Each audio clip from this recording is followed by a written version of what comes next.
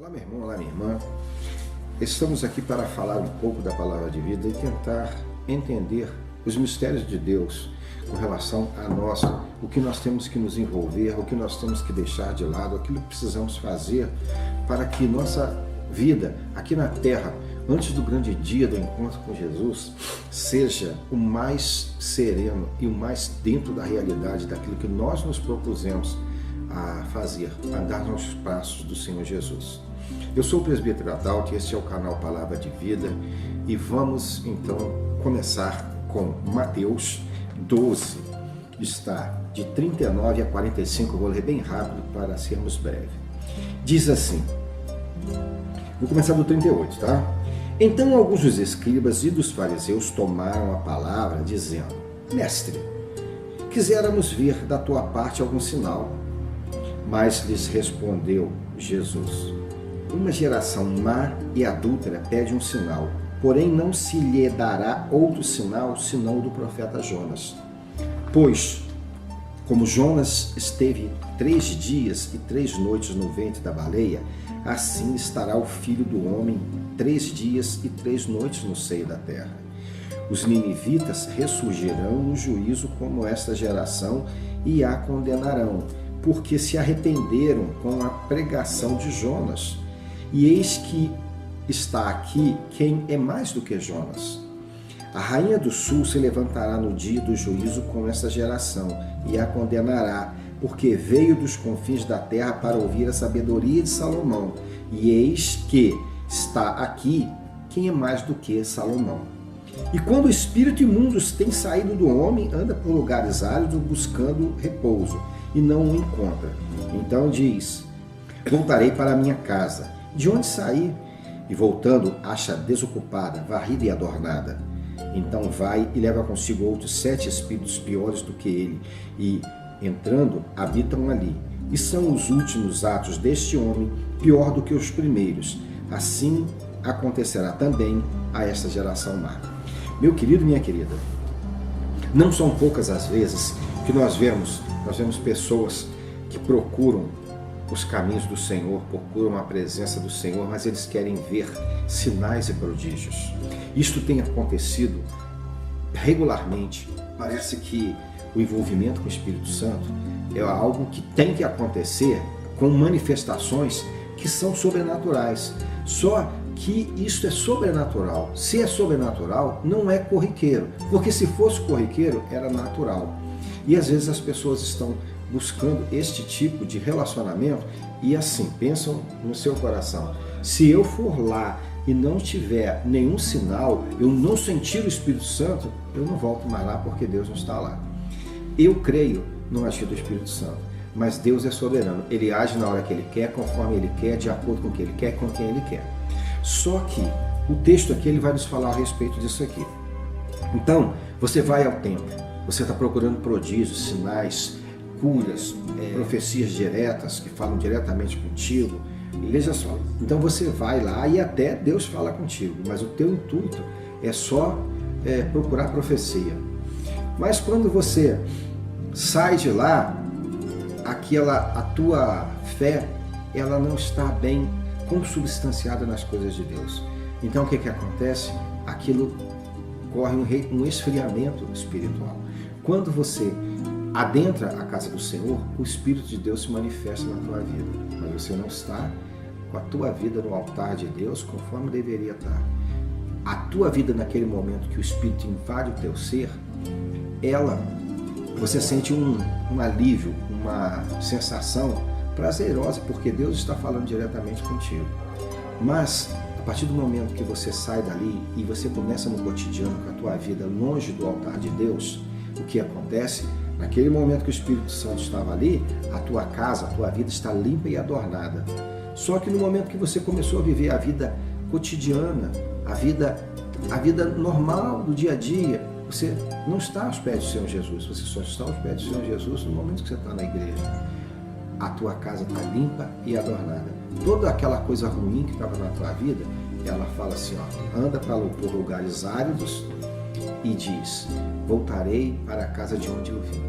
Chega lá, enquanto ela limpa e adornada, ela entra no coração daquela pessoa e a situação daquela pessoa ela é pior 7 vezes. Então, meu querido, minha querida, precisamos saber que nem sempre, quando a gente vai a um culto e não sente a manifestação de Deus, não vê miraculosidades, não vê curas, não vê palavras missionárias, proféticas, não vê todo aquele estardalhaço, não quer dizer que ali não esteja a presença de Deus. E nem sempre, quando você vai a um local e está aquele estardalhaço, todo aquele reteté, aquele barulho, aquela empolgação, não quer dizer que Deus esteja ali. É preciso nós termos conhecimento e discernimento quanto a isso. E eu quero traçar aqui uma consideração. Eu aprendi com o meu pastor Jefferson o seguinte ensinamento, com uma ilustração muito bacana. Quando eu compro, por exemplo, um aparelho de TV, eu começo a utilizar ele, eu não posso simplesmente ligá-lo e assistir, porque eu vou perder muitos dos recursos que eu tenho nesse aparelho. Estou dando esse exemplo de um aparelho na atualidade que tem a ver com aquilo que a gente trata no dia a dia da nossa vida com Deus. Então, este aparelho, ele tem inúmeras funções, inúmeras coisas que eu posso usufruir e ter a meu dispor, esse aparelho de TV. Mas eu começo a utilizar esse aparelho e vejo que não sei usar, que eu não sei acessar a internet, por exemplo, com a televisão, eu não sei usar o controle remoto. O que eu vou fazer? Eu vou me utilizar de quê? Do manual. Então, o manual ele vai me explicar passo a passo o que eu devo fazer para poder me utilizar desse aparelho de TV que eu comprei novo. Mas, às vezes, eu tenho os meus entendimentos limitados. Às vezes eu não consigo entender claramente o que está escrito no manual. Então, quando eu não consigo entender o que Deus está falando comigo, eu vou para o manual. E aqui está o manual da vida do cristão. Mas, e quando eu não consigo entender o que está no manual, que é a Bíblia? E quando eu não consigo entender o que está no manual do televisor? Eu vou procurar quem projetou o televisor, porque ele sabe tudo detalhadamente, tudo que o televisor pode e o que o televisor não pode fazer, tudo que está ao alcance do televisor e o que não está ao alcance do televisor. Da mesma forma, meu querido irmão, minha querida irmã, o televisor às vezes ele pode ser ligado numa rede 220, outro não pode, ele vai queimar. Um televisor aguenta uma carga, o outro não. E é preciso você conhecer o televisor, você manejar o televisor para que você não tenha dissabores. A nossa vida com Deus, quando a gente não consegue usufruir, não consegue entender o que Deus tem para a gente procura conversar direto com quem projetou a nossa vida e quem trouxe e quem deu inspiração para isso aqui, que é o próprio Deus. É o próprio autor da nossa fé, é aquele que pode nos explicar tudo. Queremos tomar decisões com base no achismo, e isso nos atrapalha. Por quê? Não fomos nós que projetamos todo esse trabalho, foi Deus que projetou. Então é a Ele que nós devemos recorrer para que Ele nos mostre as coisas minúsculas do dia a dia. Veja só, existem investidas do inimigo de nossas almas em nossa vida que nós não conseguimos compreender. Você pode compreender porque uma pessoa do nada começa a ter problema com você, começa a ter inveja de você.